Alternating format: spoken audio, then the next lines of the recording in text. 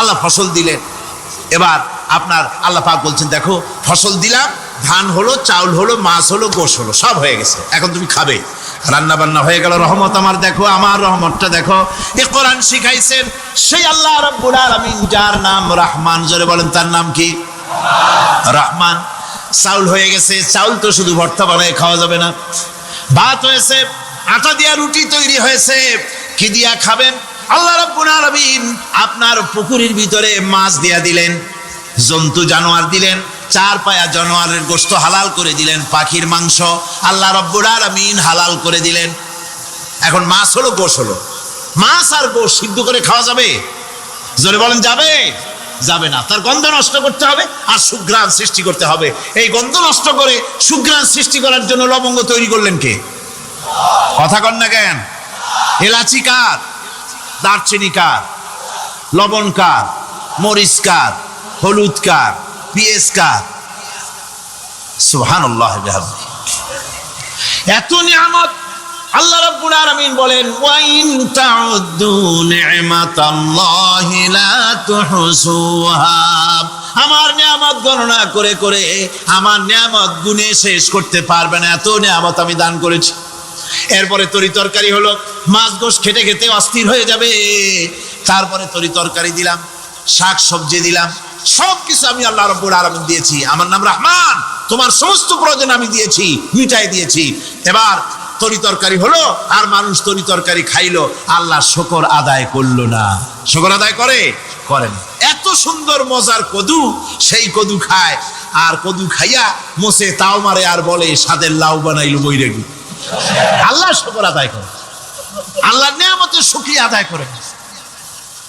আমার ভাইয়েরা, আল্লাহ রাব্বুল আলামিন বলেন, এই পৃথিবীর আমি রহমান, কোরআন আমি শিখাইছি আমি রহমান। এমন রহমান শুধু মানুষকে খাবার দেই না, এই পৃথিবীর সকল প্রাণীকে আমি খাবার দেই। জোরে কোন সুবহানাল্লাহ। সকল প্রাণীর খাবার কে দেন? ওয়ামা মিন দাব্বাতিন ফিল আরদি ইল্লা আলাল্লাহি রিজকুহা। এই পৃথিবীর বুকে এমন কোন বিচরণশীল জীব নাই যে জীবের রিজকের দায়িত্ব আমি আল্লাহ গ্রহণ করি নাই। সমস্ত রিজকের দায়িত্ব কে নিয়েছেন? চিল্লায় এখন আল্লাহ সুবহানাহু ওয়া তাআলা। আচ্ছা আপনি কোন তো দেখি, একজন জমিদার, একজন বড় লোক, চৌধুরী, খুব বড় লোক, তার বাড়িতে 20 জন লোক গেছে রাতের বেলায়। 20 জন লোক গিয়ে মেহমান হইল। মেহমান হইয়া তারা বলতেছে, সাহেব আমরা তো মেহমান, আমি এক একজন এক এক রকমের খাবার চাইলো। একজনে বললো আমি হরিণ খাবো, আর একজনে কয় আমি মুরগি খাবো, আর একজনে বললো আমি খরগোশ খাবো, আর একজনে বললো আমি হাতি খাবো, আর একজনে বললো আমি ছাগল খাবো। 20 জন মানুষের 20 রকমের খাবার চাইলো। একজনে কয় বোয়াল মাছ খাবো, আর একজনে কয় রুই মাছ খাবো। 20 জনে 20 রকমের খাবার দাবি করলো। বলেন জমিদার তো বাড়ির ধারে, জমিদারের বাপ, সেও কি পারবে 20 জনকে 20 রকমের খাবার পরিবেশন করতে? কোন প্রস্তুতি ছাড়া পারবে? কোন প্রস্তুতি ছাড়া জমিদার হোক, রাজা বাদশা হোক, 20 জন মানুষের খাবার 20 রকমের দিতে পারে না। আর আল্লাহ এমন রহমান, এই পৃথিবীর লক্ষ কোটি কোটি জাতির প্রাণীকে কোটি কোটি রকমের খাবার আল্লাহ রাব্বুল আলামিন পরিবেশন করতেছেন। সাপের খাবার একরকম, ব্যাঙের খাবার আর এক রকম। ব্যাঙে যা খায় সাপে তা খায় না, সাপে যা খায় ব্যাঙে তা খায় না।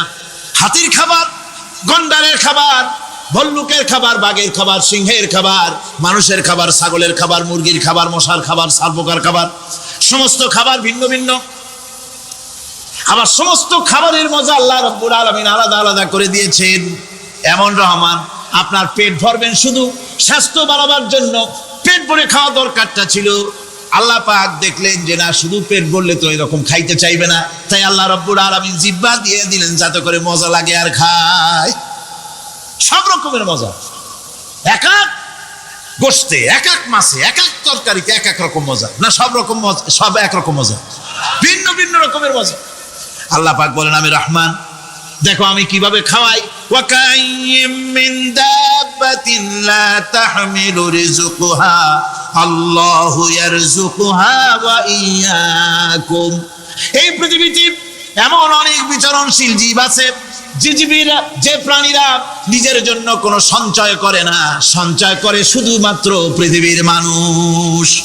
আর পিঁপড়ায় কিছু সঞ্চয় করে। অন্যান্য বহু প্রাণী আছে যাদের কোনো সঞ্চয় নাই। কি বলেন, পাতিশিয়ালের কোনো ব্যাংকে অ্যাকাউন্ট আছে নাকি?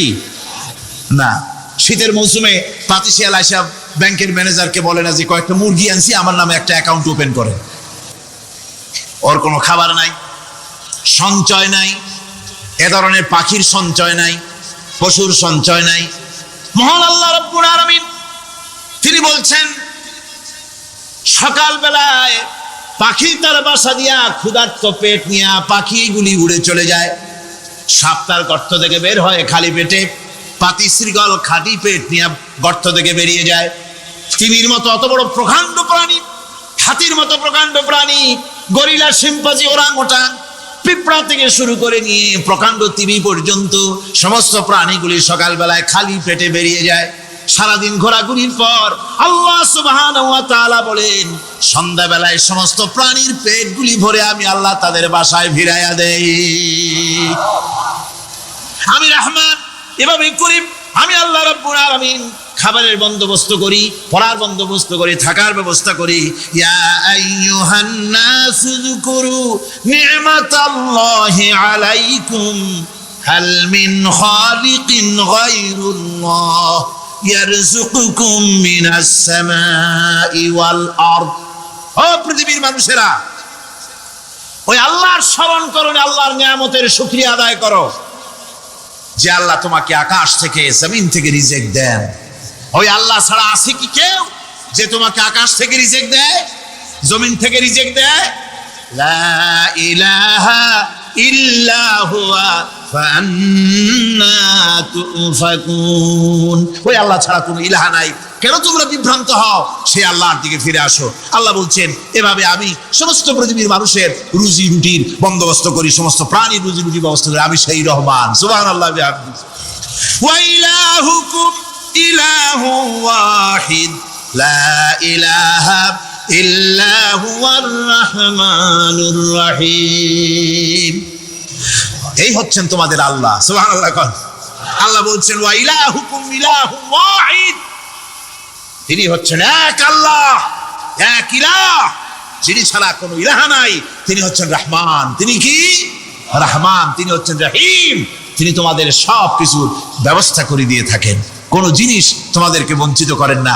এই রহমান এমন রহমান যিনি তোমাদের সমস্ত নিয়ামত পূর্ণ করেন। আর রহমান এমন রহমান যে শুধু আপন আপন লোক দেখে তালাশ করে করে দেয় না, সকলকে দেয়। যারা নামাজ পড়ে তাদের দালান কোটা বেশি হয়, যারা তাহাজ্জুদ পড়ে তাদের ব্যাংকে টাকার অভাব নাই, যারা হজ করে যাকাত দেয় তারা টাকার জ্বালায়, পয়সা কড়ির জ্বালায় অস্থির। এরকম নাকি? না, বরং নামাজ রোজা হজ যাকাত যারা করে বেশি খাঁটি মুসলমান, তাদের অভাব অভিযোগ আরো বেশি। যাদের কাছে নামাজ নাই, রোজা নাই, আল্লাহ পরকালের চিন্তা নাই, তাদের টাকা পয়সা, সোনা দানা, জায়গা জমিন, সৌন্দর্য, সুখ আর আরো অনেক বেশি। বরং এদের কম। আপন লোকের চাইতে শত্রুকে বরং আল্লাহ পাক বেশি দেন। আপন লোক মানে যারা দিনদার, ইমানদার, পরেজগার, নামাজি, এরা বরং কম পায়, ওরা বরং বেশি পায়। এমন কেউ নাই পৃথিবীতে শত্রুকে ডেকে বলবে আয় তোরেও দেই, কেউ নাই। একমাত্র আল্লাহ রাব্বুল আলামিন যিনি সকলকে দেন। এই পৃথিবীর কোন মূল্য আল্লাহ রাব্বুল আলামিনের কাছে নাই, একটা মশার দানার তুল্য মূল্য নাই। সেজন্য আল্লাহ পাক সকলকে নিয়ামত দেন, সকলকে ব্যবস্থা করেন। তাই এই কোরআন শরীফ আল্লাহ পাক তার মানুষের প্রতি এত দয়া মানুষের প্রতি, যে আল্লাহ পাকের দয়াটা কার? জোরে চিল্লায় কেন? দয়াটা কার? এত দয়া যে আল্লাহ পাকের মানুষের প্রতি রাস্তা চলার জন্য রাস্তা তৈরি করে দিলেন।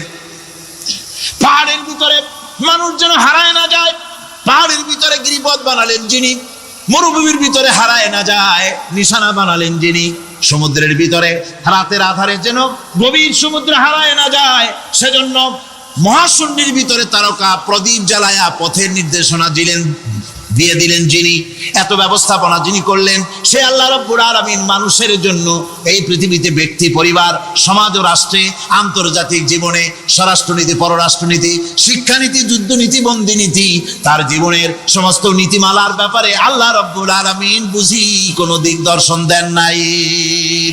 দিয়েছেন কিনা? সুতরাং রহমানের দাবি হচ্ছে আল্লাহর রহমানিয়াতের দাবি হচ্ছে বান্দার জন্য কোরআন শিক্ষা দেওয়া। যত শিক্ষা আল্লাহ দিয়েছেন, যত দয়া আল্লাহ বান্দাকে করেছেন, সবচাইতে বড় দয়া কোরআন শিক্ষা দেওয়া। জোরে কান সুবহানাল্লাহ।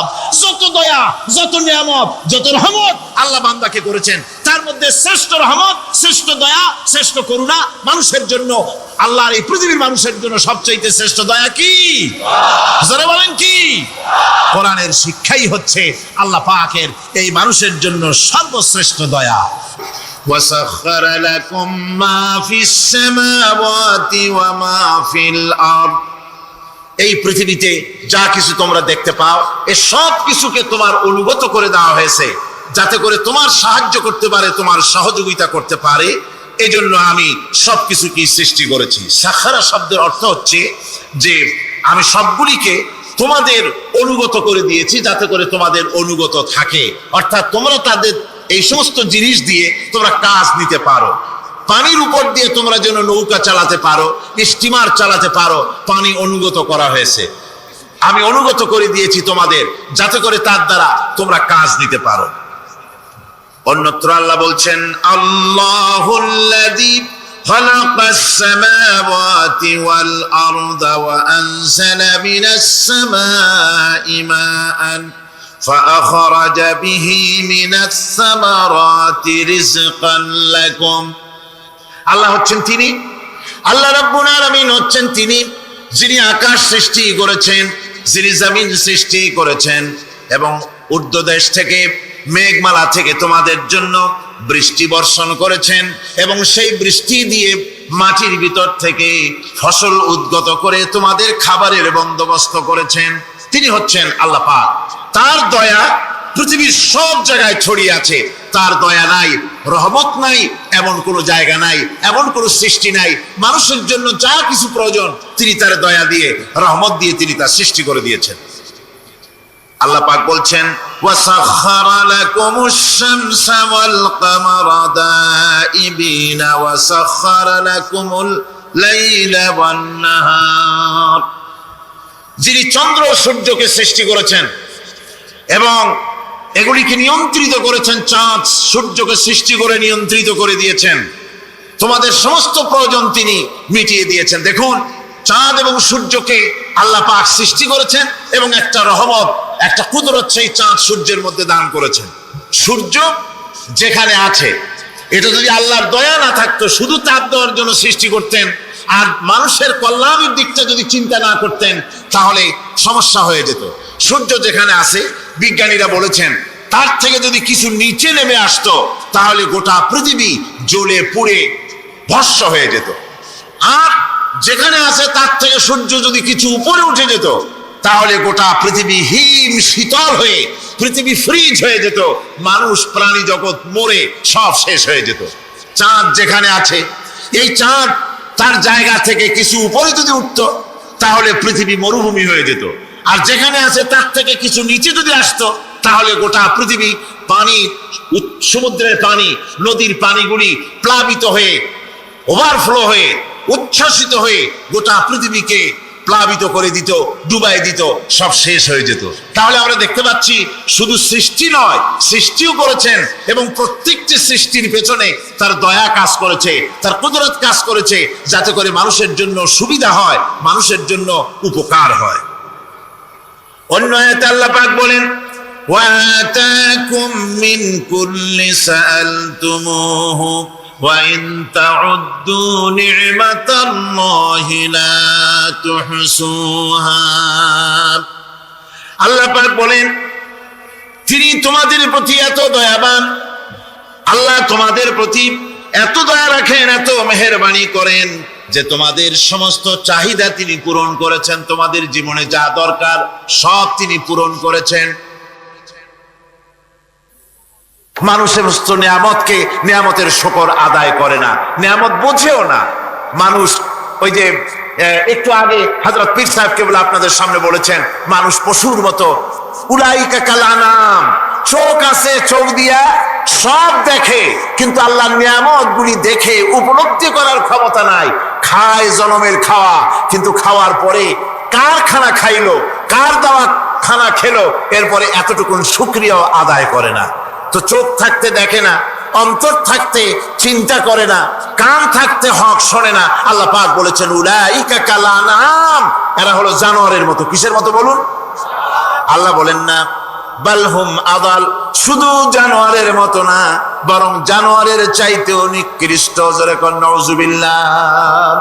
আল্লাহ পাক বলছেন আর রহমান আল্লামাল কোরআন, এই কোরআন শিক্ষা দিয়েছেন রহমান, যিনি দয়ার সাগর, যিনি মানুষের সব প্রয়োজন মিটিয়েছেন। কোরআনের মতো একটা বড় প্রয়োজন তিনি মিটাবেন না, তা কি হতে পারে? জোরে কোন হতে পারে? মানুষ সৃষ্টি করলেন, অথচ মানুষের চলার পথ দিলেন না।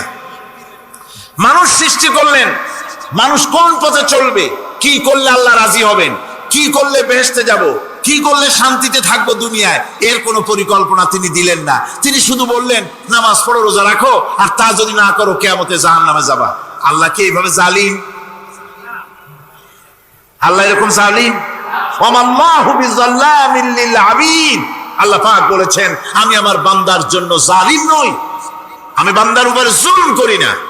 আল্লাহ পাক রহমান, তিনি আমাদের পথ দেখিয়েছেন। তিনি কি সুন্দর, কত রহমতটা, কত দয়া। রহমান নাম দিয়ে সূরাটি শুরু করেছেন।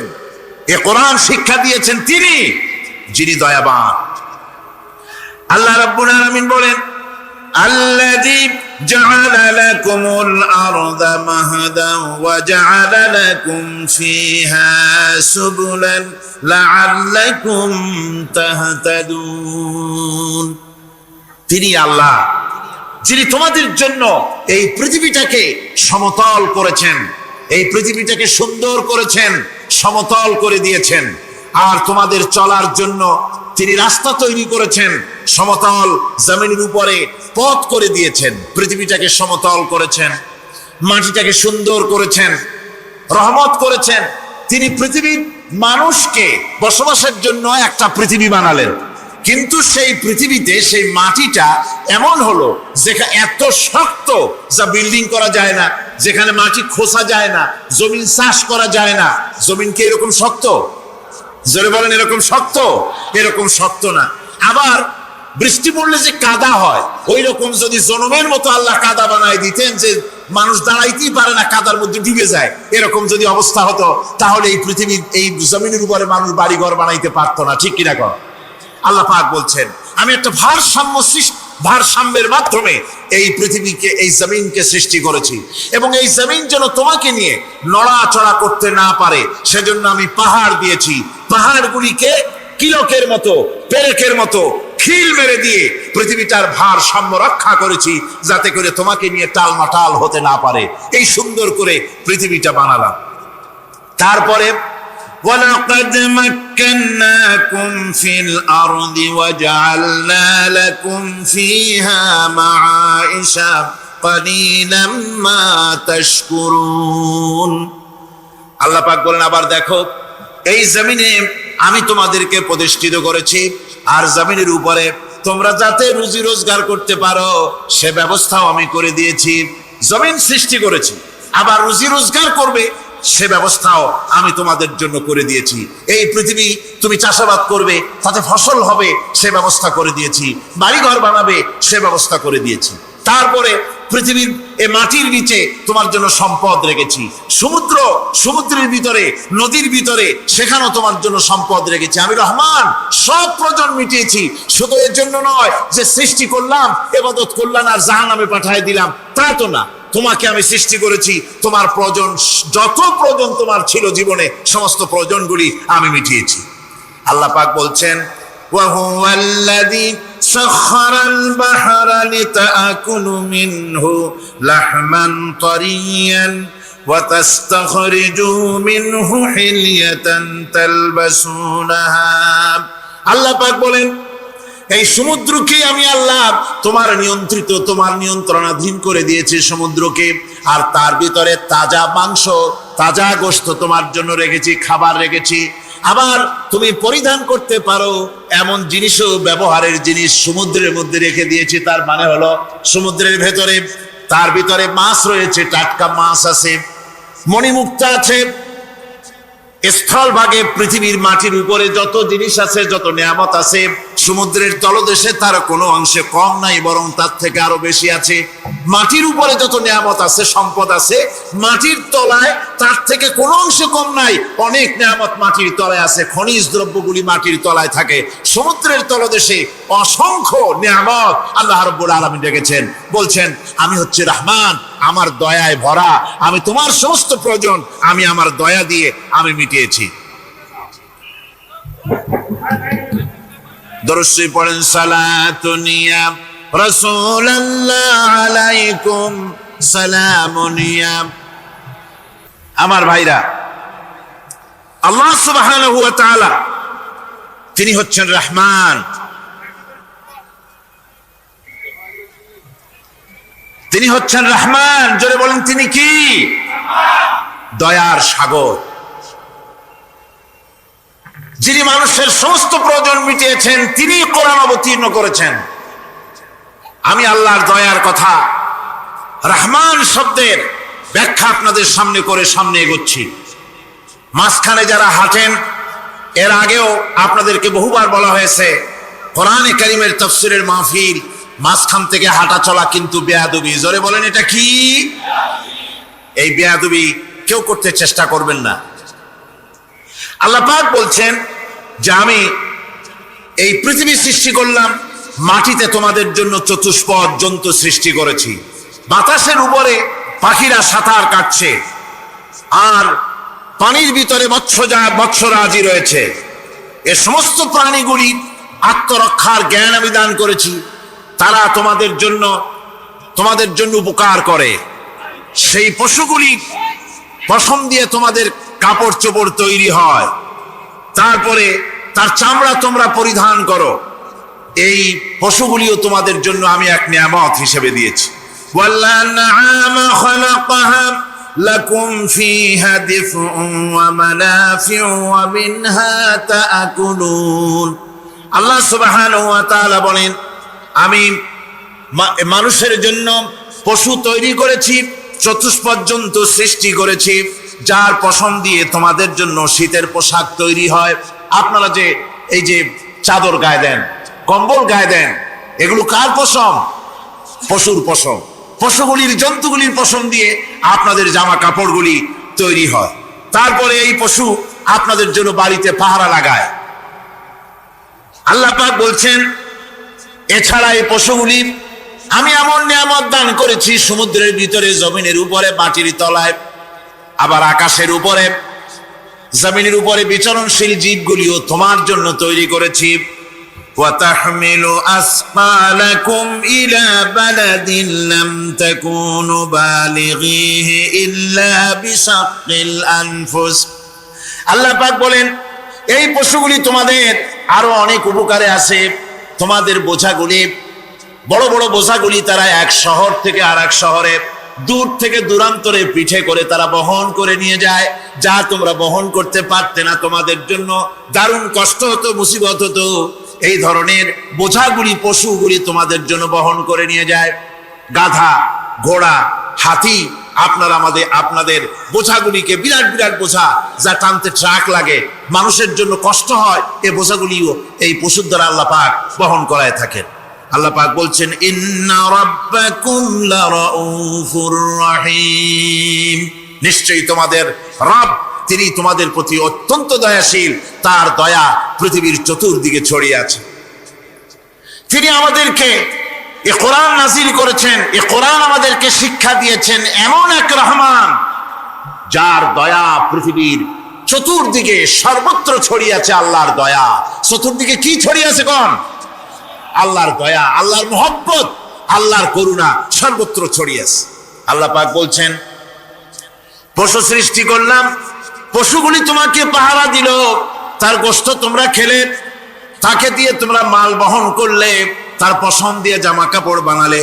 আরো দেখো কি করলাম এই পশু দিয়ে, ওয়া ইন্না লাকুম ফিল আনআমি লাইবরা নুসকিকুম মিম্মা ফি বুতুনিহি মিন বাইনি ফারসিন ওয়া দামিন লাবানান খালিসান সাইগাল লিশারিবিন।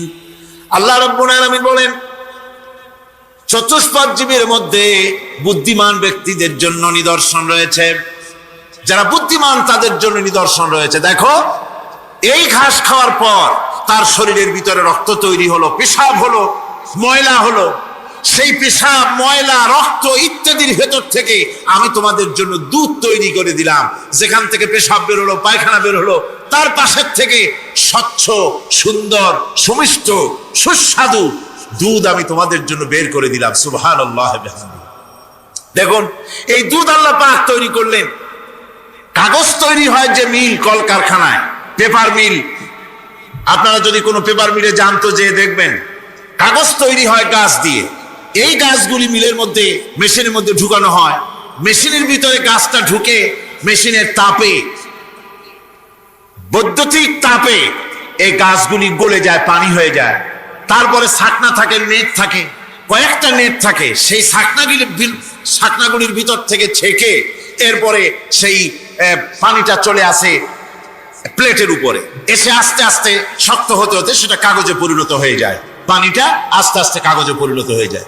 তো এই কাগজ তৈরি করতে গিয়ে কাগজটা থেকে যে ছাকনাগুলি দেওয়া হলো, নেট দেওয়া হলো, যাতে করে কোনো আবর্জনা না যায়, সেজন্য এতগুলি নেট সিস্টেম আছে, এতগুলি ছাকনার সিস্টেম আছে।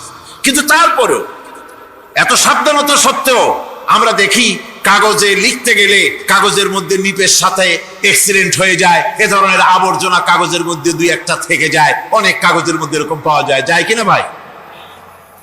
এবার আপনি দেখেন, কাগজ তৈরি করার জন্য মিল কলকারখানার ভিতরে, পেপার মিলে এতগুলো নেটের ব্যবস্থা থাকে, ছাকনার ব্যবস্থা থাকে। তারপরেও আবর্জনা কিছু কাগজের মধ্যে চলে আসে, দুই একটা থেকে যায়। কিন্তু ঘাস খেলো, কুটা খেলো, খড় খেলো, ভুসি খেলো, তুষি খেলো, গাবিতে খেলো, খাওয়ার পরে আল্লাহ রাব্বুল আলামিন এ দিয়ে দুধ বানালেন। এ দিয়ে পায়খানা হলো, পেশাব হলো, রক্ত হলো। দুধ যখন দহন করলেন, দুধ দহন করার সময় একটা ঘাসের কণাও কি তার মধ্যে পেয়েছেন? পাওয়া গেছে? যায় নাই। অথচ দুধ থাকে যে বাটের মধ্যে, ওটা কি বলে? ওলান বলে নাকি? যে ওলানের ভিতরে দুধ থাকে, ওইটা কাছে দেখেন, জবাও করে, গরু জবাও করে ওলানটা কাছে দেখে, ওর ভিতরে কোনো নেট আছে, কোনো জাল আছে, কোনো ছাকনার ব্যবস্থা আছে? কিচ্ছু নাই। সুবহানাল্লাহ কইতে ইচ্ছে করে না ভাইরা? আল্লাহ রাব্বুল আলামিন বলেন, এইভাবে করে পশুর ভিতরে তোমার জন্য কত, এক পশুতে কত উপকার করলাম। গোশত খাওয়ালাম, চামড়া দিয়া জামা বানায় দিলাম। প্রচন্ড শীত পড়ে যেখানে, কানাডায়, ইউরোপে, আমেরিকায় প্রচন্ড শীত পড়ে কোন কোন এলাকায়। দক্ষিণ আমেরিকায় কানাডার একটা এলাকা আছে যেখানে এবার আমি সফর করে এসেছি। 12 মাস বরফ পড়ে সেখানে, বরফ আর বরফ ছাড়া কিছু নাই। সমস্ত রাস্তাঘাট সব বরফ আর বরফ। সেখানে এই প্রচন্ড শীতের ভিতরে মানুষ কিভাবে থাকবে? সুতা দিয়া তৈরি করা কাপড়ে শীত কিছুতেই মানতে পারে না। আমি তো গেছি এমন এক জায়গায়, কানাডা এবং আমেরিকা যেখানে ছিলাম, সেখানে শীত ছিল -11 টেম্পারেচার, -11। এখন বোঝেন যে ঠান্ডাটা কি পরিমাণ। মুখের থেকে থুতু ফেললে আপনি চেহারা ফিরাতে পারবেন না, এর মধ্যে আপনার থুতু বরফ হয়ে যাচ্ছে। এই রকমের প্রচন্ড ঠান্ডায় সব রকমের কাপড় চোপড় যা ছিল এগুলো সব কিনে গায়ে দিয়ে আমি 1-3 হয়ে গেছি ফুলিয়া। তারপরেও আমার মনে হচ্ছে ঠান্ডা আমার হাত দিয়ে স্পর্শ করতেছে। তাহলে বরফের দেশ যেটা, এস্কিমোরা যেখানে বাস করে, সেই মানুষগুলির অবস্থা কি? ওই এস্কিমোরা যেখানে বাস করবে, 12 মাস যেখানে বরফ পড়বে, ওই জায়গার মানুষগুলো কি করে, কি গায়ে দিয়া বাঁচবে? এ পরিকল্পনা, এই চিন্তা দুনিয়ায় কেউ করে নাই, রহমান করেছেন। আল্লাহ রাব্বুল আলামিন পশু তৈরি করেছেন, পশুর গায়ে পশম দিয়েছেন, চামড়া দিয়েছেন। সেই জায়গার মানুষগুলি চামড়া দিয়া জামা তৈরি করে গায়ে লাগায়, শীত ঢোকে না। সুবহানাল্লাহ। চামড়া দিয়ে জামা তৈরি হচ্ছে, কাপড় চোপড় তৈরি হচ্ছে। আল্লাহ বলেন, এভাবে করে কত কিছু হলো। চামড়া দিয়া জামা বানাইলা, পশম দিয়ে শাল তৈরি করলে, কম্বল তৈরি করলে, গোশতগুলো পাইকারি ধরে খাইলে জম্মের খাওয়া। তারপরে হাড্ডিগুলি দিয়ে সার তৈরি করলে। এই পশু তোমাকে পাহারা দিল বাড়িতে, কুত্তায় সারা রাত পাহারা দেয় তোমার বাড়িতে। কুত্তা আবার পুলিশেও চাকরি করে। ইংল্যান্ডে, লন্ডনে দেখেছি আপনার সেখানে কুকুর, ওকে ট্রেনিং দেওয়া হয়, কুকুর পুলিশে চাকরি করে। কোন কোন পুলিশ আছে হাবিলদার, সাব ইন্সপেক্টর, তবে কুত্তা জানে না যে সাব ইন্সপেক্টর কিনা আসে। এবং তারা এত নির্ভরযোগ্য, শুধুমাত্র চোরের ছবি আর তার ব্যবহৃত জামা কাপড় একটুখানি নাকে শুকায় দেবে কুত্তাকে, পুলিশ আর যাওয়া লাগবে না। এই কুত্তা পুলিশই যথেষ্ট। খুঁজা চোর যদি একবার তার নজরে এসে যায় আর ছাড়াছাড়ি নেই, তাকে হাজির করবে, পুলিশের সামনে এনে হাজির করবে। তো এই কুকুর বাড়িতে পাহারা দিচ্ছে আপনার জন্য, তারপরে পুলিশের দায়িত্ব পালন করতেছে। মানুষ মরে গেলে কোথায় মরেছে সেগুলি সন্ধান করে নিয়ে আসতেছে, মাইন কোথায় পোতা আছে তা খুঁজে নিয়ে আসতেছে। কত উপকার আল্লাহ পাক করছেন। আল্লাহ পাক বলছেন, দেখো বান্দা, তোমার জন্য এই ধরনের অসংখ্য নিয়ামত আমি দান করেছি। আর এই নিয়ামত গুলি কার থেকে আসছে? ওয়ামা বিকুম মিন নি'মাতিন ফামিনাল্লাহ। যত নিয়ামত বান্দা তোমার জন্য তুমি পেয়েছো, সমস্ত নিয়ামত আমি আল্লাহ রাব্বুল আলামিনের পক্ষ থেকে এসেছে। সব নিয়ামত কে দিয়েছেন? জোরে বলেন, কে দিলেন? আল্লাহ পাক দিলেন। আল্লাহ পাক বলেন, এইভাবে করে আমি আমার নিয়ামত দিয়ে, রহমত দিয়ে তোমাকে আমি সৃষ্টি করেছি, তোমাকে লালন পালন করতেছি। একটি মানুষ যতই সংকীর্ণ এবং অসভ্য জীবন যাপন করুক না কেন, সে পৃথিবীতে যেখানে বসবাস করে সেখানে বসে সে অন্তত তার চতুর্দিকে কত নিয়ামত সে লাভ করতেছে তা সে চিন্তা না করে পারে না। সে যদি চিন্তা করে তাহলে অবশ্যই এগুলি তার জ্ঞানের মধ্যে আসবে। একজন কৃষক, সে নির্জন একটা কুটিরে বাস করে। সে আল্লাহর সৃষ্টি নৈপুণ্যতা বুঝুক আর না বুঝুক, আকাশ কেন সৃষ্টি হলো, জমিন কেন সৃষ্টি হলো, এই কথা যদি জিজ্ঞাসা করা হয় কৃষককে, সে তো ভালো করে তা বুঝবে না। কিন্তু অন্তত এতটুকুন কথা একটা মূর্খ একজন চাষি, যে প্রত্যন্ত একটা অঞ্চলে বাস করে, একটা নিবিড় পল্লীতে বাস করে, অজপাড়াগায় বাস করে, কোনো শিক্ষার আলো পৌঁছায় নাই, স্কুল নাই, কলেজ নাই, বিদ্যুৎ নাই, হসপিটাল নাই, রাস্তা নাই, টেলিফোনের ব্যবস্থা নাই, এমন একটা জায়গায় একটা নিরেট, একটা মূর্খ, একটা চাষি একটা ঘরের মধ্যে বাস করে। সে পৃথিবীর আল্লাহর সৃষ্টি নৈপুণ্যতা আর কিছু বুঝুক আর না বুঝুক, এতটুকুন কথা তো সে বোঝে যে আমি যদি অসুস্থ হই তাহলে এই গাছপালার পাতা শিকড় বেটে খেলে আমি রোগমুক্ত হয়ে যাই। আমি প্রচন্ড রোদ্রে যখন পুড়ি গাছের তলায়, আমি ছায়া নিলে পরে আমি তখন আরাম পাই, ঠান্ডা পাই। এই গাছগুলি তার তরুণ বয়সে আমাকে ফল দেয়, গাছ যখন বড় হয় তখন সে আমাকে ছায়া দেয়। এই গাছের তক্তাগুলি দিয়ে, গাছ দিয়ে কাঠ হয়, তা দিয়ে তক্তা হয়, তা দিয়ে খুঁটি হয়, তা দিয়ে আড়া হয়, তা দিয়ে নৌকা হয় ইত্যাদি সে বুঝতে পারে। তাছাড়া এই গাছ যখন বুড়ো হয়ে গেল, শুকিয়ে গেল, তখন এই গাছ দিয়ে আগুন জ্বালায়া আমি রান্না বান্না করি। গাছ এত আমার উপকার করছে, তার দ্বারা উত্তাপ পাই, আলো পাই, এত কিছু পাই। একটা মূর্খ লোকও চিন্তা করলে এতগুলি জিনিস সে অনুভব করতে পারে, এবং এরপরে তার চিন্তা চলে যায় যে এই সমস্ত নিয়ামত এমনি এমনি হয় নাই, নিঃসন্দেহে একজন এগুলি সৃষ্টি করেছেন, তার নাম আল্লাহ। তার নাম কি? তার নাম রহমান। জোরে বলেন, তার নাম কি? রহমান। তিনি সৃষ্টি করেছেন, তিনি এগুলি দান করেছেন। এই বৃক্ষরাজি আল্লাহ পাক বলছেন, নিল্লাযী জাআলা লাকুম মিনাশ শাজারিল আখদারি নারান ফাইযা আনতুম মিনহু তুকিদুন। আল্লাহ রাব্বুল আলামিন বলেন, সেই দয়াময় আল্লাহ রাব্বুল আলামিন গাছ সৃষ্টি করেছেন, আর এই গাছগুলি সৃষ্টি করে দিয়েছেন তোমাদের কাজের জন্য, যা দিয়ে তোমরা আগুন জ্বালাও, চুলা জ্বালাও, রান্না বান্নার কাজ করো। ওয়ারাহমাতি ওয়াসিআত কুল্লা শাই। আমার রহমত ঘিরে আছে আমার গোটা পৃথিবীকে, সর্বত্র আমার রহমত আর রহমত। এই কোরআন শরীফ শিক্ষা দিয়েছেন তিনি, আর রহমান আল্লামাল কোরআন।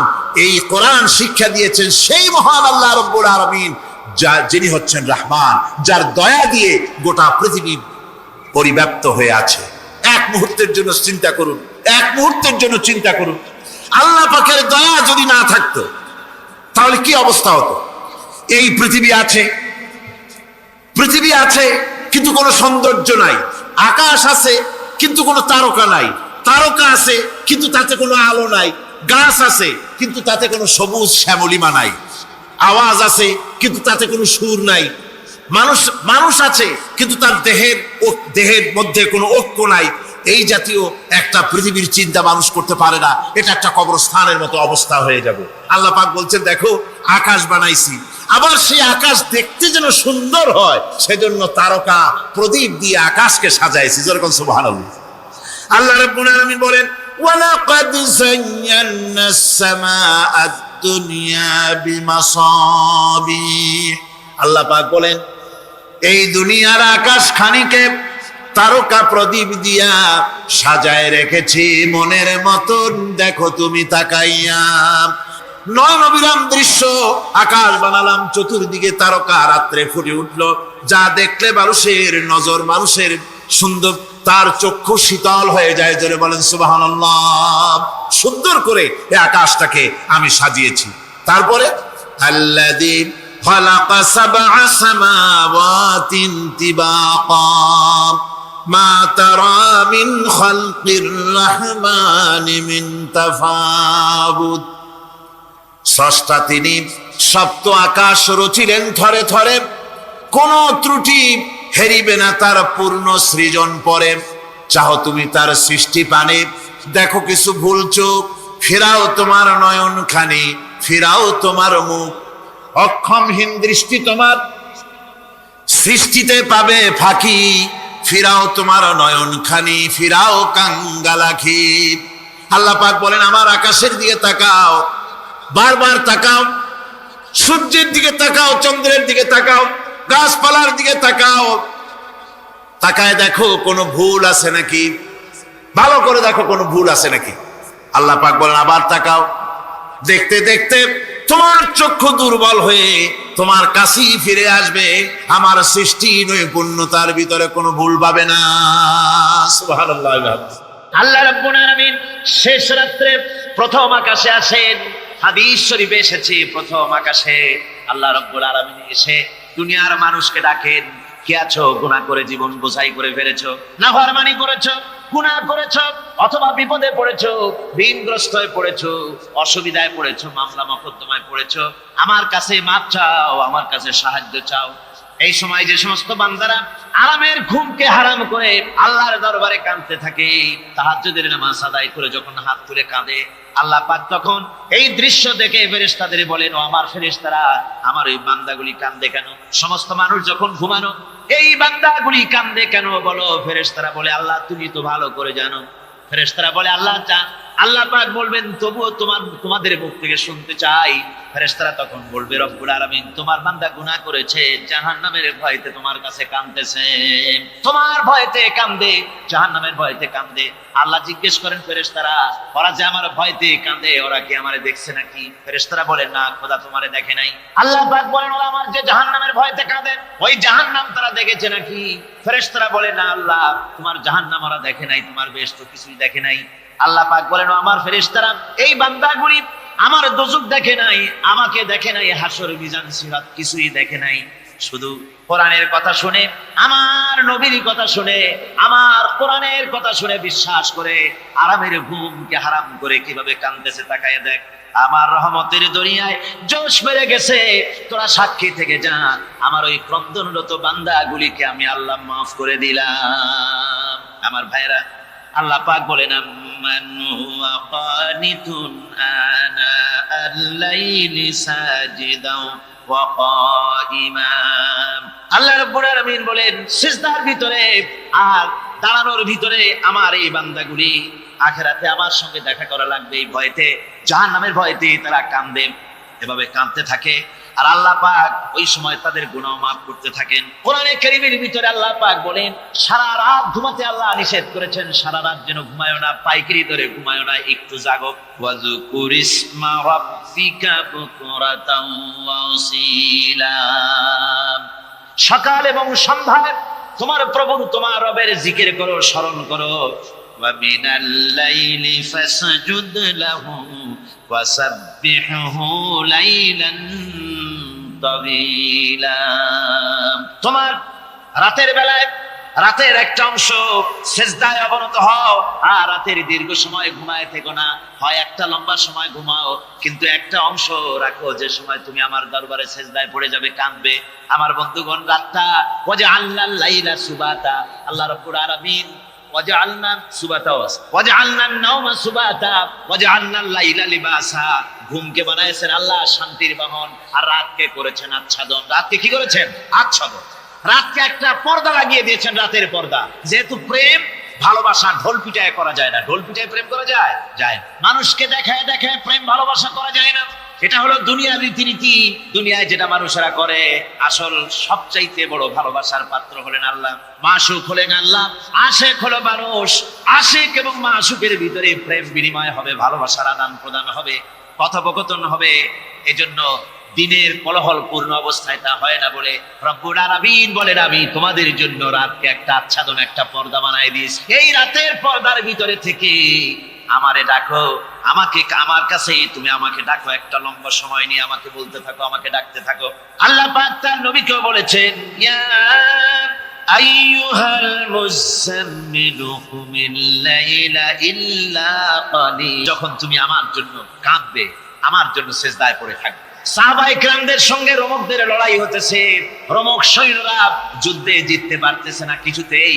এরপরে তারা গোয়েন্দা বিভাগের লোক পাঠায় দিল, এদের সঙ্গে জিততে পারে না কেন, একটু খুঁজে দেখে আসো রাত্রে এরা করেটা কি। গোয়েন্দা বিভাগের লোক সারা রাত ঘুরে ঘুরে তারপরে এসে রিপোর্ট করলো। এরপরে এসে তাদের প্রধানের কাছে রিপোর্ট করলো, আমরা যার কাছে গিয়েছিলাম দেখে এলাম, হুম হুম বিল্লাইলি রাহবানুন ওয়া বিন্নাহারি ফুরসানুন। আমরা দেখে এলাম যাদেরকে দিনের বেলায় প্রচন্ড শক্তিশালী বীর যোদ্ধা রূপে যাকে যুদ্ধ করতে দেখেছি ময়দানে, রাতের বেলায় দেখলাম গিয়া একেবারে নিতান্ত ফকিরের মতো কেউ তো সেজদায় পড়ে কাঁদতেছে, কেউ আবার তেলাওয়াত করতেছে, চোখ দিয়া পানি পড়তেছে, আবার কেউ নামাজ পড়তেছে, আবার কেউ হাত তুলে রেখেছে তাদের প্রভুর দরবারে, চোখের পানিতে তাদের চোখ বুক ভেসে যেতেছে। সারাটা রাত তেলাওয়াত আর সেজদা আর নামাজের মধ্যে তারা এভাবে কাটিয়ে দিয়েছে। সেনাপতি এই রিপোর্ট শোনার পরে বললেন, ও গোয়েন্দা বিভাগের লোকেরা, আমার রোমক সৈন্যরা শোনো, যে জাতির নৈতিক মান এত উচ্চে, ওই জাতির সঙ্গে যুদ্ধ করা মানে আমাদের আত্মহত্যা করার শামিল। এদের সাথে কিছুতেই আমাদের পক্ষে পারা সম্ভব না। হ্যাঁ, এদের সাথে পারা যাবে যদি এই সম্পর্ক নষ্ট করে দেওয়া যায়। আল্লাহর সাথে তাদের এই গভীর সম্পর্ক যেটা আছে, এই সম্পর্ক নষ্ট করে দিতে হবে, তাহলেই কেবলমাত্র সম্ভব হবে। এদের নৈতিক চরিত্র ধ্বংস করার জন্য প্রচেষ্টা চালাও, তাহলে হয়তো আমরা কামিয়াব হতে পারবো। আমার বন্ধুগণ, এই জন্য গভীর রাত্রে যারা ইমানদার ব্যক্তি, তাদের জন্য গভীর রাত্রে জাগার একটা ব্যবস্থা আল্লাহ পাক বলেছেন। ইমানদার ব্যক্তিদের জন্য এটা হলো 2 নম্বরের বৈশিষ্ট্য। ওয়াল্লাযীনা ইয়াকুলুনা রাব্বানা সরিফ আন্না আযাবা জাহান্নাম ইন্না আযাবাহা কানা গারামা। রহমানের বান্দা, খাঁটি বান্দা 3 নম্বরের বৈশিষ্ট্য হচ্ছে তারা আল্লাহ রাব্বুল আলামিনের দরবারে হাত তুলে ফরিয়াদ জানায়, আল্লাহর কাছে মোনাজাত করে। আল্লাহ রাব্বুল আলামিনকে বলে, আয় আল্লাহ, হে আমার প্রভু, আয় আমার রব, জাহান্নামের আগুন থেকে দয়া করে আমারে বাঁচাও। জোরে বলেন আমিন, জোরে বলেন আমিন। জাহান্নামের বর্ণনা আমরা এই মাহফিলে করেছি, করি নাই? মনে আছে? দারুণ কঠিন জায়গা, অত্যন্ত কঠিন জায়গা, মারাত্মক জায়গা জাহান্নাম। ওই জাহান্নামের জন্য আল্লাহর কাছে কাঁদতে হবে, মাপ চাইতে হবে জাহান্নাম থেকে। মুমিন ব্যক্তির 3 নম্বরের বৈশিষ্ট্যই তাই। সে বলবে, রব্বানা সরিফ আন্না আযাবা জাহান্নাম ইন্না আযাবাহা কানা গারামা। আয় আল্লাহ, তোমার জাহান্নামের শাস্তি থেকে তোমার কাছে মাপ চাই। আল্লাহ পাক বলেন, এই জাহান্নামের শাস্তি বড়ই প্রাণান্তকার হবে। ইন্নাহা সাআত মুস্তাকাররান ওয়া মুকামা। জাহান্নাম হচ্ছে অবস্থানের জন্য অত্যন্ত নিকৃষ্ট, খুবই খারাপ জায়গা এই জাহান্নাম। কিন্তু মুসলমানদের অবস্থাটা ভিন্ন। মুসলমানেরা নেক আমল করে, ইবাদত বন্দি করে, তা সত্ত্বেও তার কলিজা কাঁপতে থাকে। সুবহানাল্লাহ, তার কলিজা কাঁপতে থাকে যে আমি যে ইবাদত করছি, এই ইবাদত আল্লাহর দরবারে মঞ্জুর হচ্ছে কিনা। এই জন্য তার মন কাঁপতে থাকে। সে আমলের উপর নির্ভর করে থাকে না, সে আল্লাহর দয়ার উপরে নির্ভর করে। কিসের উপরে নির্ভর করে? আল্লাহর দয়া, আল্লাহর রহমতের উপরে নির্ভর করে। আর সে আল্লাহর কাছে কাঁদতে থাকে, রব্বুল আলামিন, তুমি দয়া করে মেহেরবানি করে আমার হিসাব নিও না, আমার হিসাব করে যদি বেহেশতে দাও, তাহলে তো বেহেশতে লাগবে। কিয়ামতের দিন আল্লাহ রাব্বুল আলামিন কোন মানুষকে যদি হিসাবের জন্য ধরে ফেলেন, তাহলে ওই বান্দার আর জাহান্নাম ছাড়া কোনো পথ নাই। এই জন্য আল্লাহ শিখাই দিয়েছেন, বান্দা দোয়া কর, وأدخلنا الجنة بغير حساب। হায় আল্লাহ, বিনা হিসাবে তোমার জান্নাত আমাকে দান করো। আবার হুজুর দোয়া করেছেন, আল্লাহুম্মা হাসিবনি হিসাবান ইয়াসীরা। হায় আল্লাহ, তুমি আমার সহজ হিসাব নাও। পড়েন, আল্লাহুম্মা হাসিবনি হিসাবান ইয়াসীরা। হিসাবে ইয়াসির, সহজ হিসাব। হায় আল্লাহ, তুমি আমার সহজ হিসাব নাও। এই হাদিসের ব্যাখ্যায় এসেছে সহজ হিসাব কি? ব্যাখ্যায় এসেছে সহজ হিসাবটা হচ্ছে আল্লাহ রাব্বুল আলামিন কিয়ামতের ময়দানে তার কোন বান্দাকে যদি রহমত করতে চান, কোন বান্দার প্রতি যদি দয়া করতে চান, কাউকে যদি ক্ষমা করতে চান, তাহলে আল্লাহ রাব্বুল আলামিন তাকে একটা পর্দার আড়ালে রেখে নেবেন। একটি পর্দার আড়ালে রেখে নিয়ে আল্লাহ পাক জিজ্ঞেস করবেন, বান্দা তুই কি এই গুনাহগুলি করেছিস নাকি? এইটা এইসব গুনাহ করেছিস নাকি? আল্লাহ জিজ্ঞেসে কলিজা ভয়তে কাঁপতে থাকবে, অস্থির হয়ে যাবে।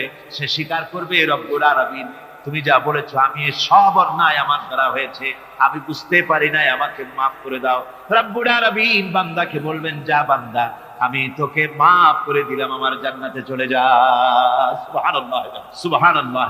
সুতরাং জাহান্নামের শাস্তি থেকে সব সবার জন্য আল্লাহর কাছে মাফ চাইতে হবে। والذين إذا أنفقوا لم يسرفوا ولم يقتروا وكان بين ذلك قواما। রহমানের প্রকৃত খাঁটি বান্দা তারা, যারা নাকি যখন খরচ করে খরচের সময় বেহুদা খরচ করে না, আবার খরচের ভিতরে কার্পণ্যতাও তারা করে না। ওয়াকানা বাইনা যালিকা কাওয়ামা, এই দুইয়ের মাঝে তারা ভারসাম্য রক্ষা করে, মধ্যমনীতি অবলম্বন করে চলে। তার মানে হলো পয়সা আছে বলি এই পয়সা দিয়ে তারা মদ খায় না, জুয়া খেলে না, মিনা বাজার ইত্যাদি শয়তানি বদমাশি সিনেমা হল ইত্যাদি বানায়া পাপের বোঝা বাড়ায় না। তারা অতিরিক্ত কোনো খরচ করেন, আবার অর্থ পূজারী ব্যক্তির মতো কার্পণ্যতাও তারা করেন। দুইয়ের মাঝে তারা ভারসাম্য রক্ষা করে। এক শ্রেণীর লোক আছে মাল শুধু জমায়, খরচ করেন। কোরআন শরীফে বলা হয়েছে, আল্লাযী জামা মালান ওয়া আদ্দাদা, মাল জমা করে আর গুনতে থাকে, মাঝে মধ্যে আবার টেলিফোন করে, হ্যালো সোনালী ব্যাংকের ম্যানেজার সাহেব নাকি? বলে হ্যাঁ, দেখুন তো আমার আমলনামাটায় কত আছে। এখন হিসাব টিসাব করে আর তাড়াতাড়ি, এখন তো আমলনামা দেখতে সময় লাগে না, তাড়াতাড়ি দেখা যায়। আগে যেমন ব্যাংকে গিয়ে জানতে কেউ চাইতো যে আমার ডেবিট কত, ক্রেডিট কত, ব্যালেন্স কত ইত্যাদি জানতে চাইলে তাকে একেবারে সেই লেজার খোলা লাগে, বিরাট বিরাট বই, বড় বড় কিতাব যা গরুর গাড়ি দিয়ে টানা লাগে, এত বিশাল বিশাল বই ছিল। এখন সেগুলি সংক্ষিপ্ত হয়ে একেবারে কম্পিউটারের মধ্যে ঢুকানো হয়েছে। কম্পিউটারের ভেতরে রয়েছে একটা ছোট্ট যন্ত্র যার নাম হলো মাইক্রোচিপ, একেবারে এতটুকু ছোট্ট মাইক্রোচিপ। এই মাইক্রোচিপসের ভেতরে হাজার হাজার ক্লায়েন্টসদের ডেবিট ক্রেডিট, তাদের ট্রানজাকশন, তাদের ব্যালেন্স সবকিছু রয়ে গেছে। আপনি যখনই জিজ্ঞেস করবেন, সে বাটন একটা দাবালো আর সাথে সাথে স্ক্রিনে এসে গেল আপনার নাম কি, বাপের নাম কি, দাদার নাম কি, কত টাকা জমা করছিলেন, কোন কোন তারিখে উঠাইছেন, হাতে কত নিছেন, কত 14 গোষ্ঠীর ইতিহাস একটা টাবে চলে আসে। তো আমি মানুষকে এভাবে বলি যে এই বুদ্ধিটা যিনি দিলেন, লোকেরা বলে তো কয় যে কিয়ামতের দিন আল্লাহ নাকি আমলনামা দিবে মানুষের সামনে হাজির করিয়া, ইমানদারের সামনের থেকে ডান হাতে, বেঈমানের পিছন থেকে কোন হাতে, বাঁ হাতে। এখন ওই আমলনামা সারা জীবনে যত কথা বলছি, যত কাজ করছি সবটাতে লেখা থাকবে। তাহলে সেটা তো বিশাল একটা বই হবে। তো আমরা হাতে করে ধরবই বা কেমনে, আর ওটা হবেই বা কেমনে, আর ওটা পড়বই বা কেমনে? এখন তো বুঝতে সহজ হয়েছে কেমনে পড়বেন। মানুষের মাথায় যদি এই বুদ্ধি আসে, একটা ছোট্ট মাইক্রোচিপসের ভেতরে যদি হাজার হাজার ক্লায়েন্টদের কোটি কোটি শত শত সহস্র কোটি একটা মাইক্রোচিপসের ভিতরে ঢুকানো যায়, তাহলে এই বুদ্ধি যিনি দিলেন তিনি বুঝি এর চাইতে ছোট্ট বইয়ের মধ্যে আপনার আমলনামা উঠিয়ে দিতে পারবেন না নাকি? যারা বলেন পারবে কিনা?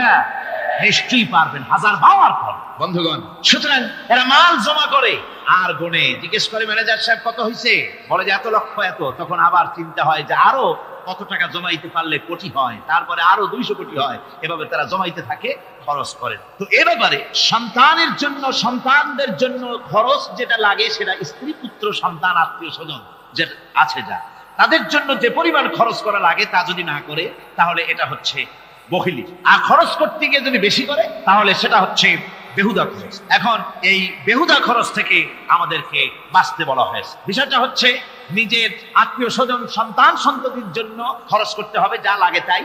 আর আল্লাহর রাস্তায় যখন দেওয়ার কথা আসে, তখন প্রাণ খুলে দান করতে হবে। দেখেন, লোকেরা যখন আল্লাহর রাস্তায় দান করতে বলা হয়, পকেটের মধ্যে হাত দিয়ে তারপর আঙ্গুল অনেক সময় কষাকষি করে। একজনে জিজ্ঞেস করলাম, মিয়া পয়সা দিবাতে এত পকেটে হাত রাখি বাইরে করো না মোটে? কয় যে ঘষে দেখতেছি শিখি না 10 পাই। তাহলে এইভাবে আল্লাহর রাস্তায় দেওয়ার সময় এই যে কার্পণ্যতা, এই কার্পণ্যতা মানুষকে তাকে শেষ করে দেয়, তার ঈমানকে নষ্ট করে দেয়। আর পয়সা আছে বলে বেশি খরচ করতে হবে, যেমন বিবাহে লোকেরা খরচ করে আমাদের দেশে, কোরবানি করতে গিয়ে খরচ করে। হ্যাঁ, কোরবানি করবেন আপনি, ভালো একটা কোরবানি করবেন, আপনার পয়সা যেমন আছেন তেমন, কিন্তু 50,000 টাকা দাম দিয়ে একটা গরু কিনা, সেই গরুর গলায় মালা দিয়া এরপরে সারা শহরে প্রদর্শনী করতে হবে, এর কোনো যুক্তি নেই। আছে কোনো যুক্তি? যদি তা হয় তাহলে ওই গরু যিনি কেনেন তারও গলায় মালাই দিয়ে দুজনে একসাথেই ঘুরানো দরকার, বুঝলেন? আমার বন্ধুগণ, আপনি কোরবানি করবেন, কোরবানি আপনার 10,000 টাকায় হয়ে যেতে পারে, 15,000 টাকায় হয়ে যেতে পারে, বাকি টাকা করি আল্লাহর রাস্তায় খয়রাত করে দেন। কত গরিব আত্মীয় আছে তাদের দিয়ে দেন। 50,000 টাকা দিয়ে বিরাট বাজারের সেরা গরু খরিদ করে কোরবানি দিচ্ছেন। অর্থটা কি? মানুষকে দেখাচ্ছেন আল্লাহর দরবারের গোশত যাবে না, চামড়া যাবে না, রক্ত যাবে না, যাবে আপনার নিয়ত। কি যাবে? নিয়ত। সুতরাং আল্লাহর রাস্তায় যখন খরচ করবেন, সেই খরচ করার ব্যাপারে তখনও নিয়তটা দেখতে হবে। হালাল পথে খরচ করতে গেলেও নিয়তটা দেখতে হবে, এবং তখনও বেহুদা খরচ করা যাবে না। বিবাহে যেভাবে খরচ আজকাল করে মানুষেরা, হুজুর সাল্লাল্লাহু আলাইহি ওয়াসাল্লাম বলেছেন যে বিবাহে যত খরচ কম সেই বিবাহ তত বরকতপূর্ণ।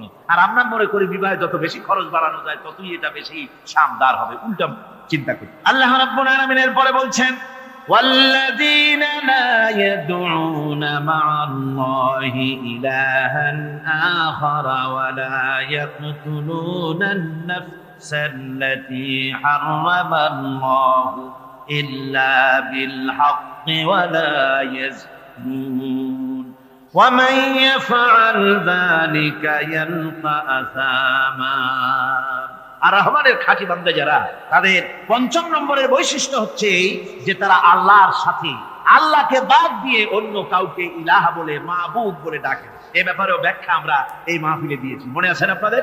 ওই লোকেরা যারা নাকি আল্লাহ ছাড়া, ইমাম রহমানের বান্দা যারা, তারা একদিকে তো আল্লাহ ছাড়া অন্য কাউকে ডাকে না, মাবুদ বলে স্বীকার করে না, অন্যদিকে আল্লাহর হারাম করা প্রাণগুলিকে তারা ধ্বংস করেন। অর্থাৎ আল্লাহ যাদেরকে হত্যা করতে নিষেধ করেছেন, প্রাণীদেরকে হত্যা করতে, মানুষ হত্যা করতে নিষেধ করেছেন, আল্লাহর নিষেধ, আল্লাহ যেগুলি জায়েজ করেছেন সেগুলি বাদ দিয়ে হত্যা করা, এগুলি তারা করে না। ওয়ালা ইয়াজনুন, আর তারা জেনা ব্যভিচারেও লিপ্ত হয় না। এটা হচ্ছে যে এই সমস্ত লোকগুলি তারা গুনাহ থেকে মুক্ত থাকতে চেষ্টা করে। তারা আল্লাহ ছাড়া আর কাউকে রব বলে ডাকে না, ইলাহ বলে ডাকে না, মাবুদ বলে ডাকে না। হযরত ইবনে মাসউদ রাদিয়াল্লাহু তাআলা আনহু বলেছেন, তিনি রাসূল পাক সাল্লাল্লাহু আলাইহি ওয়াসাল্লামের কাছে জিজ্ঞেস করেছিলেন, হে রাসূল, সবচেয়ে বড় গুনাহ কি? হুজুর বলেছেন সবচেয়ে বড় গুনাহ 3টা। সবচেয়ে বড় গুনাহটা কয়টা? রাসূল পাক সাল্লাল্লাহু আলাইহি ওয়াসাল্লাম বলেছেন সবচেয়ে বড় গুনাহ হচ্ছে 3টি। একটি হচ্ছে, তুমি যদি কাউকে আল্লাহর সমতুল্য প্রতিদ্বন্দ্বী বানিয়ে যদি তার কাছে কিছু চাও, তাহলে এটা সবচেয়ে বড় গুনাহ। সন্তান দিতে পারেন আল্লাহ, তোমাকে রোগমুক্ত করতে পারেন আল্লাহ, আল্লাহ যা করতে পারেন এই সব বিষয়গুলি যদি মানুষের কাছে চাও, তাহলে তুমি আল্লাহর জায়গায় তাকে বসালে, এটা সবচেয়ে বড় গুনাহ। আর 2 নম্বরের গুনাহ হচ্ছে, নিজের সন্তান তোমার খাবার খাবে, তোমার খাবারে সন্তান ভাগ বসাবে, এই ভয়তে সন্তানকে হত্যা করা, এটাও বিরাট পাপ। আর 3 নম্বরে হচ্ছে প্রতিবেশীর স্ত্রীর সঙ্গে জেনা করা, এটা হলো আরেকটি। মোট 3টি গুনাহ বলেছেন রাসূলুল্লাহ, সবচেয়ে মারাত্মক গুনাহ। তার মধ্যে এই গুনাহগুলি তো আমাদের সমাজে চালু আছে। একদিকে সমাজের ভেতরে রয়েছে আল্লাহ ছাড়া মানুষের কাছে, মাজারের কাছে গিয়া, কবরের কাছে গিয়া, কবরওয়ালার কাছে চাওয়ার এই রেওয়াজ চালু আছে। এই রেওয়াজ কি চট্টগ্রামে কমেছে না বেড়েছে? কমেছে। জোরে কোন আলহামদুলিল্লাহ। কমে গিয়েছে, আগের তুলনায় বহুত কমেছে। যারা এই মাজারকে নিয়ে ব্যবসা করে, তারা অনেকে বলেছেন যে আমাদের ইনকাম আগে যা ছিল তার থেকে 4 আনায় নেমে গিয়েছে, 12 আনায় শেষ। জোরে কোন আলহামদুলিল্লাহ। জোরে বলেন আলহামদুলিল্লাহ। এই মাজার পূজা থেকে বাঁচতে হবে। 2 নম্বরে রয়েছে, সমাজের ভিতরে চালু আছে এই যে সন্তান হত্যা করা, এই হত্যা করার এক রেওয়াজ চালু আছে। এরপরে রয়েছে এমনি মানুষকে হত্যা করা। কলেজ ইউনিভার্সিটিতে যেভাবে মানুষ হত্যা করা হচ্ছে, এরা জানে না নিজের আদর্শকে প্রতিষ্ঠার জন্য আন্দাজ এবং অনুমানের উপরে ভিত্তি করে জেদ করে মানুষকে হত্যা করছে। কি বলেন? করে না?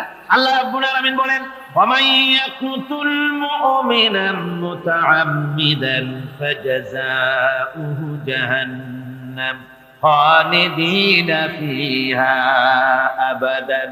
আল্লাহ রাব্বুল আলামিন বলেন, মুমিন বান্দা কি, কেউ যদি ইচ্ছে করে কাউকে হত্যা করে, তাহলে তার জায়গা হবে জাহান্নাম, তার আর কোনো শাস্তি নাই, একমাত্র জাহান্নামই হবে তার শাস্তি, চিরকাল জাহান্নামের ভিতরে থাকতে হবে। জোরে বলেন নাউজুবিল্লাহ। আজকে কলেজের মধ্যে, ইউনিভার্সিটিতে অনাবরত আমরা হত্যাকাণ্ডের খবর শুনতে পাচ্ছি, সমানে হত্যা হচ্ছে। এই যে সন্ত্রাস এবং হত্যা যা হচ্ছে কলেজ ইউনিভার্সিটিতে, আপনারা আমাকে বলেন অনুরূপ হারে মাদ্রাসায় এই ধরনের সন্ত্রাস হচ্ছে? এত আস্তে জবাব দিলেন তাহলে বোধহয় হচ্ছে দেশে।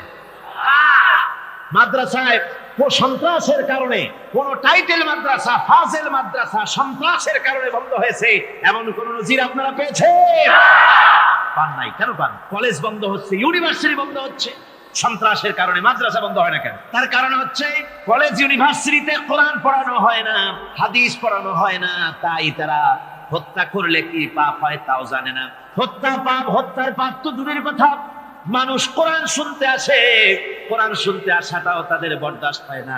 আমি জানতে পারলাম, এ মাহফিল আসার সময় জানতে পেরেছি, চট্টগ্রাম বিশ্ববিদ্যালয়ের কাছে থেকে শ্রোতৃমণ্ডলী মাহফিলের শ্রোতারা বাসে যখন আসতেছিল, সেখানকার কিছু সংখ্যক ছেলেরা ইট পাটকেল মেরেছে বাসের উপরে, বহুত লোক সেখানে আহত তারা করেছে।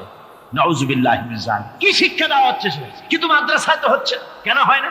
তার কারণ হচ্ছে মাদ্রাসাগুলিতে কোরআনে কারীম পড়ানো হয়, রাসূলুল্লাহর হাদিস পড়ানো হয়, সেখানে জানানো হয়, এই কথাগুলি পড়ানো হয়।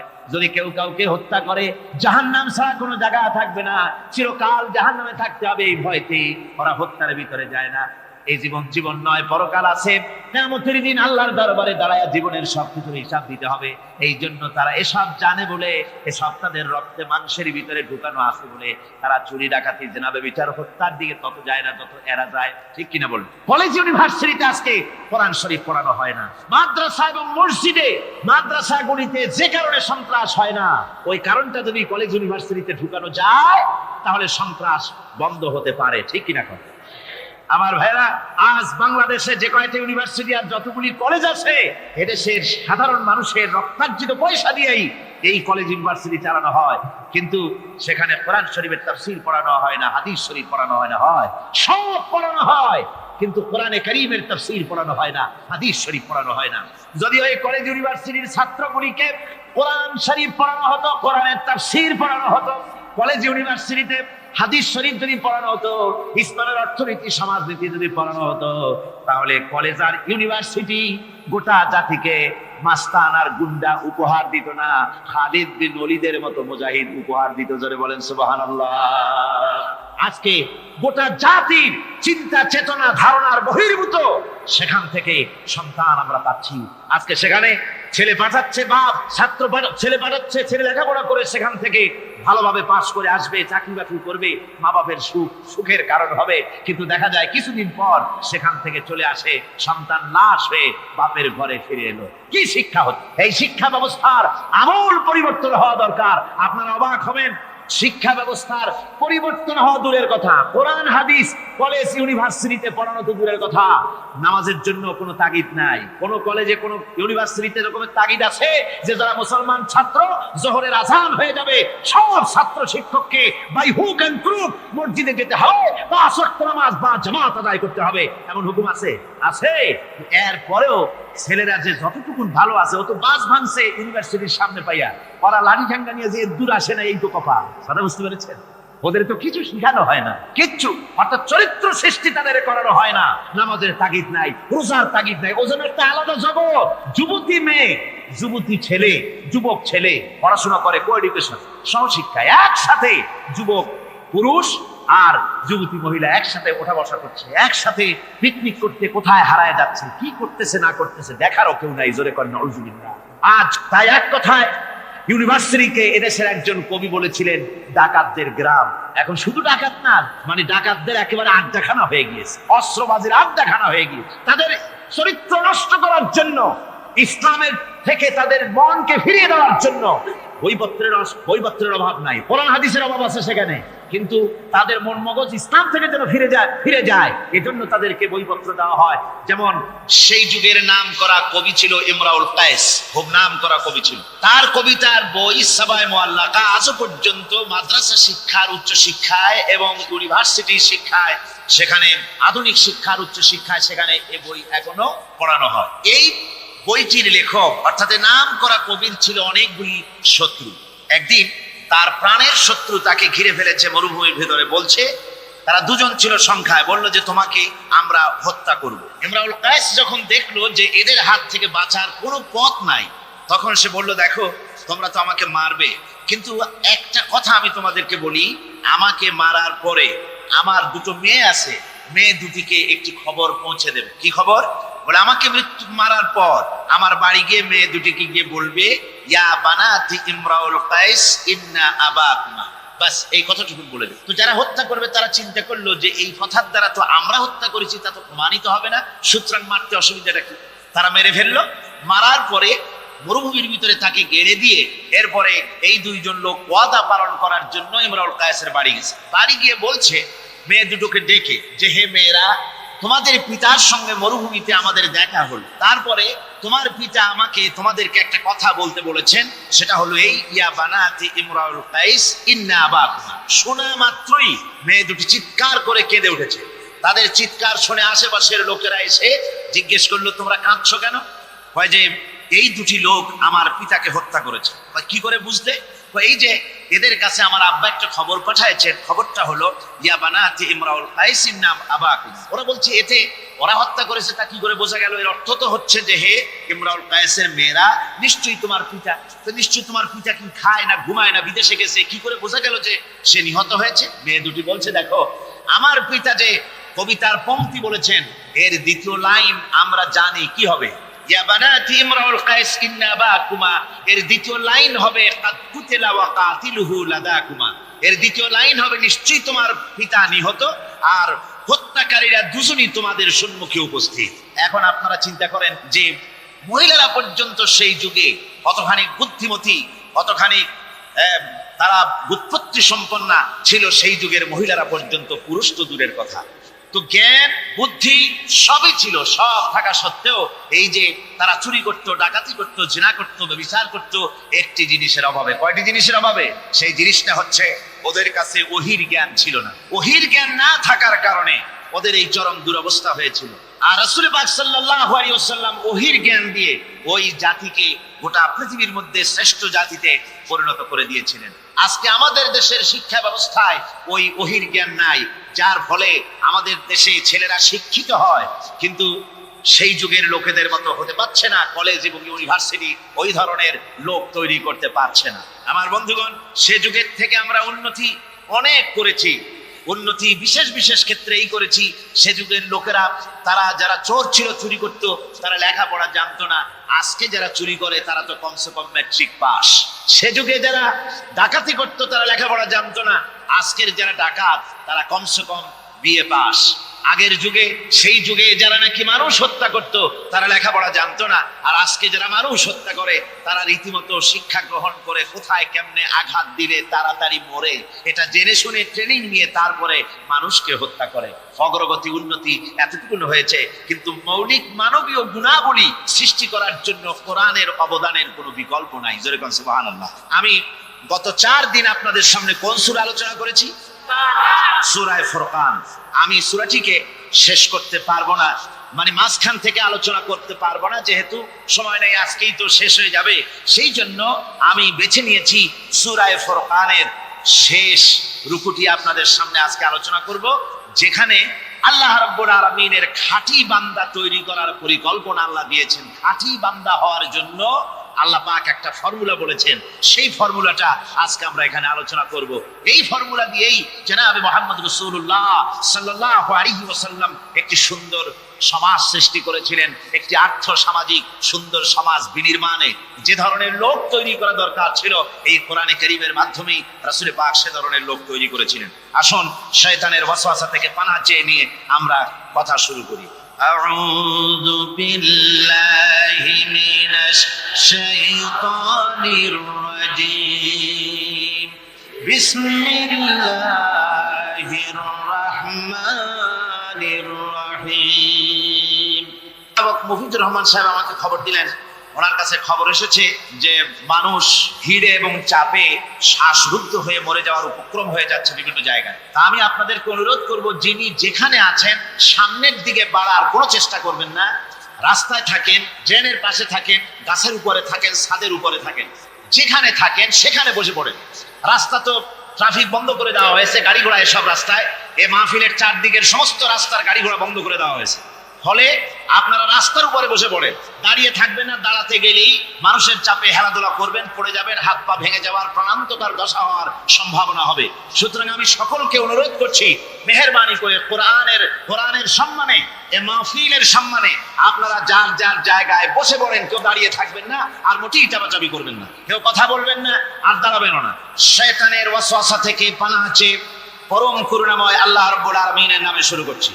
تبارك الذي جعل في السماء بروجا وجعل فيها سراجا وقمرا منيرا وهو الذي جعل الليل والنهار خلفة لمن أراد أن يذكر أو أراد شكورا সাদাকাল্লাহুল আযীম। অতীব বরকতশালী সেই মহান সত্তা, যিনি আকাশ সমূহকে বুর্জ সমূহ দিয়ে যিনি সংস্থাপন করেছেন, বুর্জ স্থাপন করেছেন এবং তাতে একটি প্রদীপ স্থাপন করেছেন, আর আলোকমণ্ডিত এক উজ্জ্বল চাঁদ স্থাপন করেছেন। ওয়াহুয়াল্লাযী জাআলাল লাইলা ওয়ান নাহারা খিলফা, আর তিনি রাত এবং দিনকে পরস্পরের স্থলাভিষিক্ত বানিয়েছেন। লিমান আরাদা আন ইয়াযাক্কারা আও আরাদা শুকুরা, তাদের জন্য যারা এর থেকে উপদেশ অর্জন করতে চায়, জ্ঞান লাভ করতে চায় এবং শুকর আদায় করতে চায়। শুকর আদায়কারীর জন্য, জ্ঞান অন্বেষণকারীদের জন্য আল্লাহ পাক এগুলি করেছেন। এখানে বুর্জ শব্দের অর্থ হচ্ছে প্রাসাদ বা সুদৃঢ় স্থাপত্য। প্রাচীন খগোল বিজ্ঞানে বুর্জ বলা হতো সেই 12টি কক্ষপথকে। কোন কোন মুফাসসির এই বুর্জকে বলেছেন গ্রহকে বুর্জ হিসাবে তারা ব্যাখ্যা করেছেন। আসলে আল্লাহ রাব্বুল আলামিন তিনি মহাশূন্যকে যে কিভাবে সজ্জিত করেছেন, কত সুন্দরভাবে করেছেন, তার ব্যাখ্যা কোরআনে কারীমের বিভিন্ন জায়গায় এসেছে। আল্লাহ পাক বলছেন, ওয়ালাকাদ জাআলনা ফিস সামাই বুরুজা ওয়া যায়্যানাহা লিন-নাযিরিন, আমি আকাশে বহু সংখ্যক সুদৃঢ় বুর্জ স্থাপন করেছি এবং দর্শকদের জন্য তা অত্যন্ত সুসজ্জিত করে, সুদৃশ্য করে আমি স্থাপন করেছি, সুন্দর করে স্থাপিত করেছি। মহাশূন্য, এর মধ্যে আল্লাহ পাক সৃষ্টি করেছেন অগণিত গ্রহ উপগ্রহ। কত গ্রহ আছে, কত উপগ্রহ আছে, বিজ্ঞানীদের কাছে আজও পর্যন্ত তার কোনো হিসাব মেলেনি। মহাশূন্যে আল্লাহ পাক, মহাশূন্যের মহাবিস্ময়। বর্তমান বিজ্ঞান ক্রমান্বয়ে আশ্চর্য হয়ে যাচ্ছে তাদের নতুন নতুন আবিষ্কারের মাধ্যমে, চিন্তা ভাবনার মাধ্যমে, যে মহাশূন্য আল্লাহ পাক মহাস্রষ্টা কি করে